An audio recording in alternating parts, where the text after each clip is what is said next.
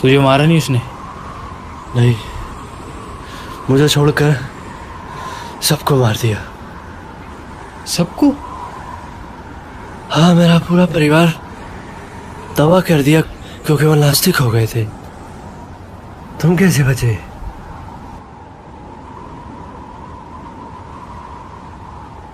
उस समय मैं 10 साल का था। भूकंप के झटके इतनी तेज आने लगे थे कि कोई भी इमारत नहीं बच पाई। इसी के चलते लोगों ने जमीन में बिल बनाने शुरू कर दिए। एक दिन पिताजी शिकार कर लौट रहे थे, तभी वो आया और उसने पिताजी की गर्दन धड़ से अलग कर दी। मैं कुछ भी नहीं कर पाया। मैं इतना डर गया था कि जाकर बिल में छुप गया और मन में सोचा कि हे भगवान, अगर तू कहीं है तो मुझे इससे बचा ले। और देखते ही देखते वहां से चला गया। दादाजी बताते थे कि कलयुग के दूसरे चरण में भगवान पृथ्वी पर आए थे, लेकिन लोगों ने उनकी बात नहीं मानी। उन्हें बहुत दुख पहुंचाने की कोशिश की। जिन्होंने उनकी बात मानी उन्हें अपने साथ रोशनी के शहर ले गए और हमारे जैसे यहीं रह गए। रोशनी का शहर? इसके बारे में सुना है मैंने। उसे सतलोक भी कहते हैं।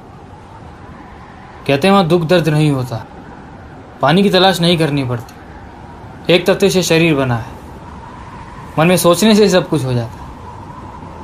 कहानी जैसा लगता है लेकिन सच है। तुम क्यों नहीं गए अगर तुम्हें पता था तो? हमें पता होने के बावजूद भी हमने बहुत गलतियाँ की।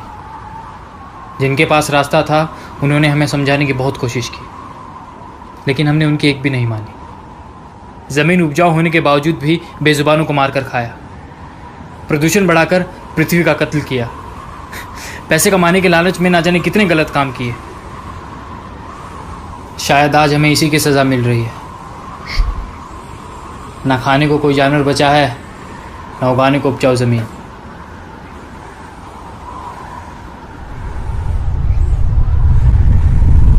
इसकी आदत डाल लो।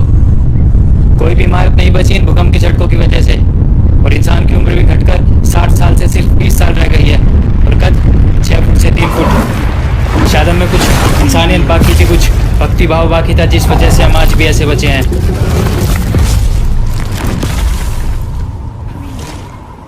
अब इसके बाद कहाँ जाओगे तुम?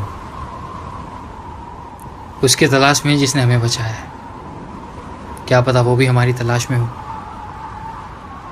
कबीर परमेश्वर ने बताया है कि जब कलयुग का आखिरी चरण चलेगा तब इंसान इंसान को खाने लगेगा। प्रेम खत्म होकर सिर्फ वासना रह जाएगी। इंसान की आयु घटकर सिर्फ 20 वर्ष रह जाएगी और कद 3 फुट। 10 साल की लड़की को बच्चा होने लगेगा। भूकंप इतना तेज आया करेगा कि कोई भी इमारत नहीं बचेगी। इसलिए जितने भी इंसान बचेंगे वो सब जमीन में बिल बनाकर रहेंगे।